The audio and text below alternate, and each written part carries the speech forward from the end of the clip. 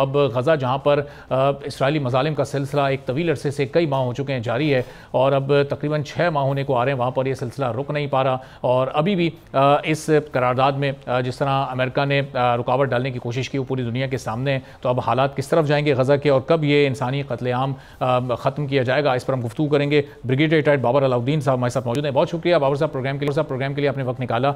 ये जो करारदाद मंजूर हुई है इसमें हमने देखा 15 ममालिक की जानिब से ये वोटिंग होनी थी, 14 ने इसके हक में वोट किया और एक अमेरिका ने इसमें वोटिंग में हिस्सा नहीं लिया। फिर जो उन्होंने चंद चेंजेस इस करारदाद में करवाई, तो ये हालात किस जानिब आपको जाते दिखाई दे रहे हैं? इंटेंशन है क्या अमेरिका और इसराइल की? जी बहुत शुक्रिया, आपने इतने इंपॉर्टेंट इशू पर बात करने का मौका दिया।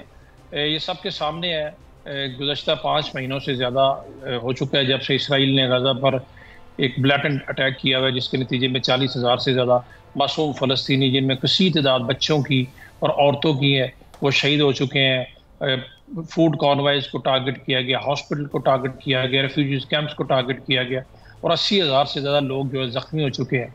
और गज़ा का पूरा शहर जो कि तकरीबन 1.2 मिलियन आबादी का शहर है, मलबे का ढेर भर चुका है। लेकिन इस दौरान इस्लामिक सलामती काउंसिल में मुतअद्दिद बार गज़ा के मसले पर करारदाद पेश की गई। हर दफ़ा अमेरिका ने उसको वीटो किया, जो कि एक बहुत बदकिस्मती की बात है। वीटो करने का मतलब यह है कि अब इसराइल को कंडेम नहीं कर रहे, उसको सर्टिफाई कर रहे हैं कि जो भी वो कर रहे हैं बिल्कुल ठीक कर रहे हैं। पूरी दुनिया एक तरफ, इसराइल और अमेरिका एक तरफ। अभी दुनिया के बार बार दबाव के बाद अमेरिका ने इस दफ़ा करारदाद को वीटो तो नहीं किया, लेकिन एब्सटेन किया। एब्सटेन का मतलब भी ये लगाया जा सकता है कि उन्होंने इससे भी इत्तफाक नहीं किया। और जैसे आपने खुद भी देखा, आपने कहा भी कि मतन में भी कुछ तब्दीली की गई और ये भी कहा गया कि ये शायद उस तरह की बाइंडिंग नहीं है। और इसराइल ने भी अपने गम गुस्से का इजहार किया। अमेरिका से उन्होंने आला सतही बातचीत भी फिलहाल मुलतवी कर दी है। तो ये ओवरऑल अगर अब देखा जाए तो ये बहुत इंतहाई अंदरनाक किस्म की सूरत हाल है कि पूरी डटाई के साथ इसराइल पिछले 5 महीनों से नईते फ़लस्तीनियों पर जुल्म बर्बरियत का पहाड़ उन्होंने पूरे का पूरा तोड़ा हुआ है। लेकिन दुनिया या तो खामोश है या कुछ अमेरिका जैसे मौलिक इसराइल के साथ हैं।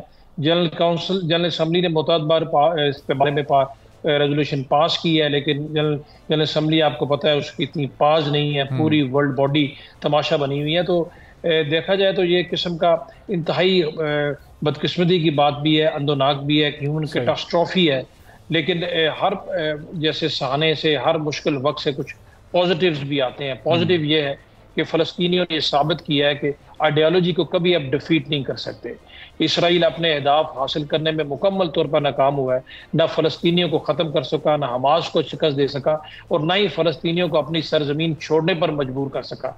अभी अपनी खिफत मिटाने के लिए इसको तवील मुद्दती एक जंगबंदी कह ले या हर रोज़ नए मुतालबा सामने आ जाए, तो मेरा ख्याल है कि आइंदा आने वाले दिनों में अभी चीज़ें क्लैरिटी की तरफ इस तरीके से जाएंगी कि मजीद प्रेशर डेफिनेटली ठीक है बढ़ेगा इसराइल और अमेरिका। और बाबर साहब ये जो तब्दीली अमेरिका ने करवाई है, मुस्तकिल जंगबंदी को तवील जंगबंदी में तब्दील करवाना, तो इसका मतलब ये हो कि किसी भी मौके पर जाकर चंद माह बाद या चंद साल बाद फिर इस जंग का आगाज़ हो सकेगा। अगर इस करारदाद को नाफिज कर भी दिया जाता है तो पहली बात तो इसको इम्प्लीमेंट करना ही ऑलमोस्ट नामुमकिन होगा।